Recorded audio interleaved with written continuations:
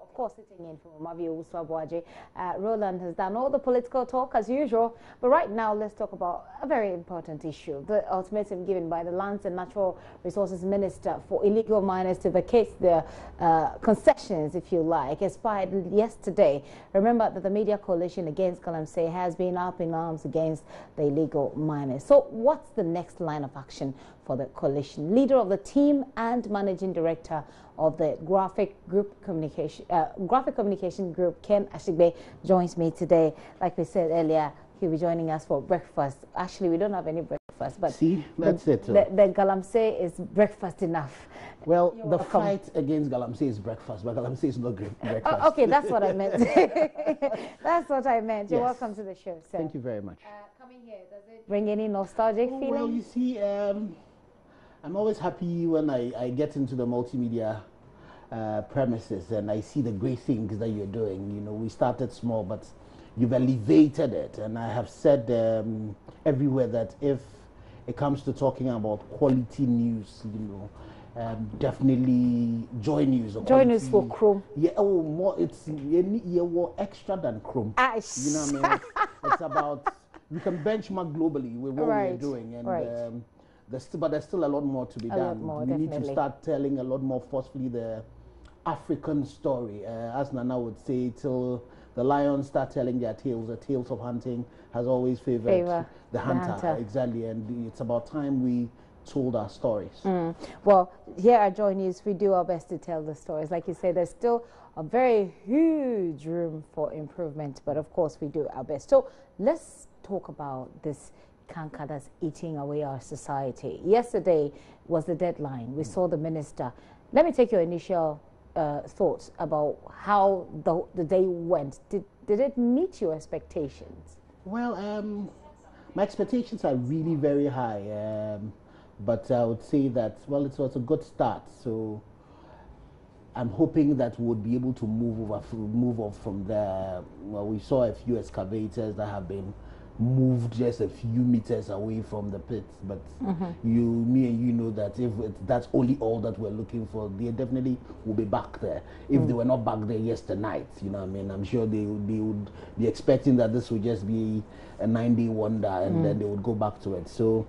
But the other things that have also happened, for me, the good thing is the fact that we've had media organizations like the Multimedia Group, you know, all of you dedicating a lot of prime commercial time, and these are times that are really expensive to a particular cause, and we've seen the media gather around one particular thing that has the interest of Ghana at heart, and we're pushing it.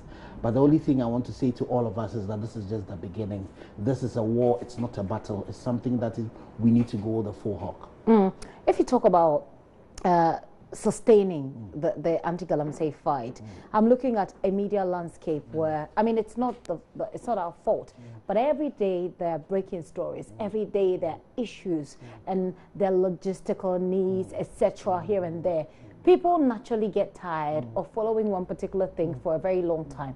What is the plan? What is the strategy? And are you optimistic that this fight will be sustained? Well, as media people, we definitely understand the fact that, you know, the spice of life is variety. Though for a very long time, what we've done is we've played the dog thing where, you know, we might have a big bone we're feasting on, but somebody throws us a little red meat somewhere, and then we jump out. That's it. Exactly. But this particular one, fortunately for us, has various facets, you know, so there are various elements to it that really would keep our audiences captive. And then there are various facets of it that also inure to our benefit as a country. So the strategy is to be able to have various elements to this whole battle, this whole fight. So a critical point of what we want to do is to name, shame, and possibly get jail term for people who are involved in it. So our hope is that the various media houses would deploy their investigative teams to follow through what the minister has said they're going to do. We need to now be asking for specifics. What time, who is going to do what, and what is going to be done, what is the impact that is expected, and then we are going to push. And all of these should form part of the reportage for following these Galamsey stories. There are other elements of it for tomorrow like this, what all of us in the media are calling our listeners, our viewers, and our audiences to do is tomorrow everybody should wear something red. We want to do a Red Friday to signify to those who are involved in Galamsey, to signify to the authorities who are supposed to fight this, that we are all united towards this one goal of saving our water bodies, saving our environment, and more importantly, saving our people, you know, our unfortunate brothers and sisters who are themselves victims, who are finding themselves in these pits, who are engaged in this thing. On the 4th of May, we are planning a major engagement with CSR, with the media, for them to share with us the various research that they've done. And if they, yesterday we had a meeting with one of the directors from the Water Research Institute, and if they tell you some of the, it's chilling, that they went into one of the areas, and what the miners do is that when they mine the gold, they bring it home, and then that is where they come and try refining, so burning the mercury, and all of that, those pollutants are going up into the air. And they tested bread. They bought bread there. Even the bread had been baked had pollutants in them. Wow. There were some of the places that they tested the skin, they tested their blood and urine, and there were pollutants in them. And you know, mercury and its effects on men. A lot of these men are going to be impotent. You know, so all of that is going on. Water bodies that are supposed to have a turbidity of about 5 units are now, the minimum you're getting is 50. You're getting some of them that are going as far as 200. You know, averagely in the Boise, you're supposed to be using about, I think it's about 70 units of elements, what they're using to treat. Now they've gone to 70. Extra, apart from the cost, you know, the side effects of any chemicals that we do. So the implications for all of us are there. So in terms of content, there are various programs that we can do, and there are various elements to this that we can hold. But the ultimate aim is to ensure that definitely by the end of the year, we should have, you know, completely banned illegal mining, have found sustainable ways at which to do the mining, find ways of reclaiming the land, cleaning our water bodies, and definitely also looking for alternative livelihood for the people who are engaged in these illegal acts. A complete ban at the end of 2017. Yes. Is that realistic? Is that feasible? It is feasible. You see, this is a law enforcement issue and it's a leadership issue as well. There are two major things that have to be done. We need to ensure that the leadership of this country is committed to this. And one way in which we can do it is basically the media to keep on reporting it, to strive as hard as we can to gather evidence, to be able to expose some of the leadership who are involved in this. And then the government... That's a part that I'm very interested in. I mean, over and over again, everybody has said that there are people, there are strong people, there are big people, there are politicians. But it still amazes me, I don't know any, but it still amazes me that those who know cannot name these people. Well, you see, Gifty, we are beginning to get to the point where we're hearing names. The only things that we have not done is that we've not been able to put evidence to those names. Okay. But for all those big people, me, I'm serving them notice. Me, Kenneth Ashigbey, you know what I mean? Once I get the evidence as to who and what you're doing, we will put you on the front page of Daily Graphic. We will do that. And I'm sure our partners once we have evidence to back it, we will do it. It does not matter whether you are with the executive, you are with the legislature, you are with the judiciary, whether you are chief, it does not matter what you are king, it does not matter who you are. Ghana is at stake. The name of the game is evidence. So once we can gather evidence to be able to make those points, we will do it. And you see, they can win some of the times, but they cannot win all the time. And so we will keep on doing what we have to do. You know, we have multimedia, you have great teams of journalists here who do investigations. Right. Trust me, by the time the year ends, we will find them out. And when we find them out, we will put them out. We'll put them out. And I must say that the Daily Graphic has been quite consistent with the Galamsey, the fight against Galamsey. You see the pictures all over on the front pages, in the center spread, on the back cover, etc. But let's go over and listen to Tony Obin. Tony Obin is head of the Minerals Commission. He has a few thoughts about how to deal with this. When we come back, I'll take your views on that. So let's watch this. In theory, if this place has been granted on a normal basis, then properties on it must be paid for, must be compensated. And the compensation must be based on a negotiation that, according to the law, often has a committee that includes the district administration, land valuation board, and all that. So that's most of these. I don't know whether to describe them as gullies or what, that has been created as a result of this mining activities here.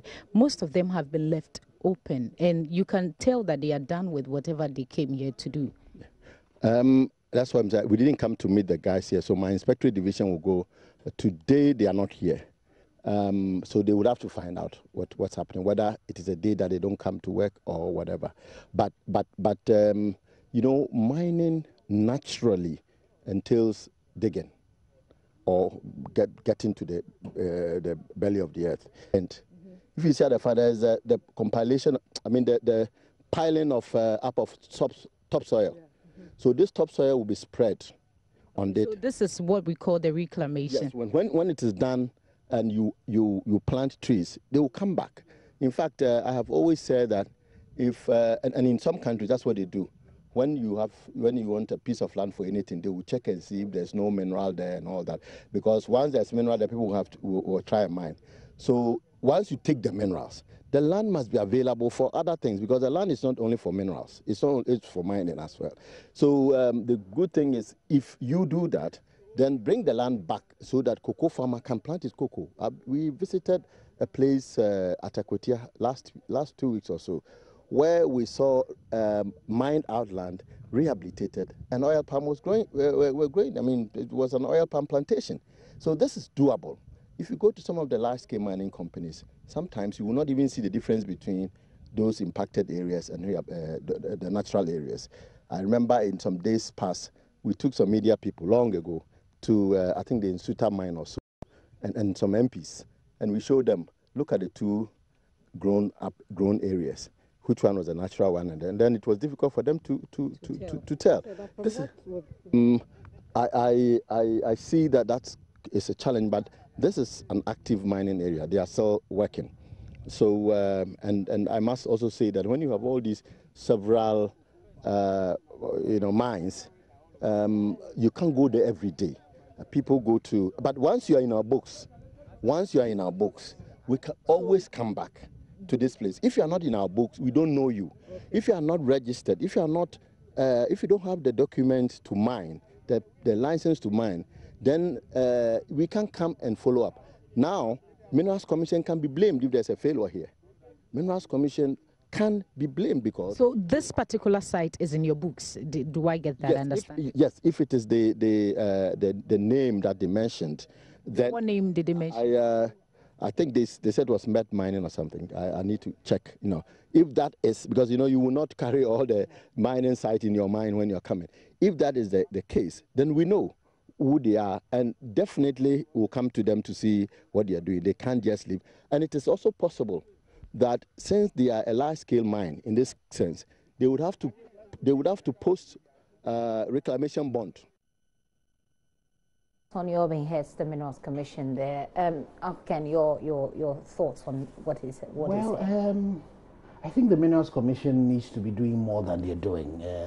They, the regulatory bodies, they, the licensing bodies, there's a lot that they need to do. They cannot be oblivious to the things that we, even the untrained, are seeing. If it has to do with getting more resourced, they really need to do it, because what we're seeing, the sites that we're seeing, yes, he says the places where reclamation have taken place. Yes, that's true. There's some of the areas that we've seen some reclamation going on, and that's interesting, but most of it, really, it's not being done. And he talks about people who've been licensed, but there are a lot of people who are not licensed, and these things are not hidden. Even for when you drive just on to Kumasi, around the even from the road, you can see it. Well, what do you suppose is the real challenge of the Minerals Commission to do? Because you can't be at all the Galamsey sites, I mean, irrespective of the number of people you have. So what is it that is a challenge? And from where you sit, what can be done about? What would be a suggestion? I think that, speaking as an engineer in this day and age of technology, where, you know, even volcanoes are, we are able to predict volcanoes from space because of the monitoring of, you know, the landmass. If you talk about Ghana, Ghana is so small. So we should be able to deploy technology in such a way that we'll be able to monitor the areas and be able to see where the movements are taking place. And for me, then, is to then take the risk, you know, approach to it and see where are the places that are more, there's more risk of these things happening, and then deploy your resources there. And it has to be coordinated, and it also has to be open. You need to involve everybody in it. So the Minerals Commission needs to use technology. The EPA needs to use technology to be able to find out where are these things happening. And for me, this is more than a national security issue. So our intelligence organizations, they need to deploy, you know, them. And it's not because they are not there. It's because some people have been complicit in the past. And I hope that has changed. Because you won't tell me that the BNI person who is in the place where the famous Bronx 1 has been operating, that they did not know that this was happening. You know, to the extent that I had a visit from the IGP referred my petition to the CID, Director General CID, and they sent 4 CID people to my office. Was it yesterday or 2 days ago?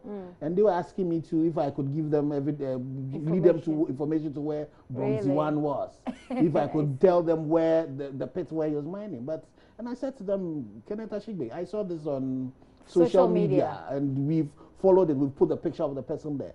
We are expecting that our intelligence bodies be able to deploy their resources to be able to deal with things like this. Right. So the immediate goal that the coalition wants to achieve is a complete ban of illegal small-scale mining at the end of this year. Is it illegal or both legal and illegal? For us, the object is the destruction of our water bodies. So the one, it's not even a complete ban, it's the enforcement of the ban, because illegal mining is already banned in Ghana. So that should be banned. We had called for a moratorium on small-scale mining generally, so that we could put some measures in place. I have had the conversation from the Registered Small-Scale Miners Association, and I think they have a point. And I think there should be an engagement with them to see how do we then regulate this? How do we make this small-scale mining more sustainable? You know, there are other places that have done it in a sustainable manner. We should be able to do it.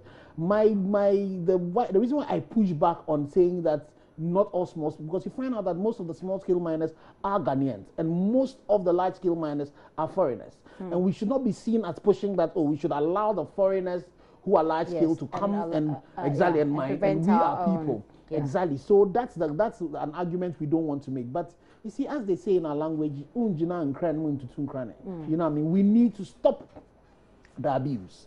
And to do that, and it's also because Batakari like this are also, so you are not able to discern who is the right one, you know. So the small scale miners who are doing that illegally themselves, they need to also support us in stemming the tide. We'll say a very big thanks to you for passing through. So tomorrow is a Red Friday. Red Friday, all of us are wearing red. Red Friday tomorrow. I have to go look for some red stuff. Red Friday is tomorrow, and it's all as part of the fight against illegal small-scale mining, Galamsey, because of the destruction it's causing to our water bodies. Ken Ashigbey is Managing Director of the Graphic Communications Group and leader of the team. Convener of the Media Coalition against Galamsey. Thank you so much for passing through.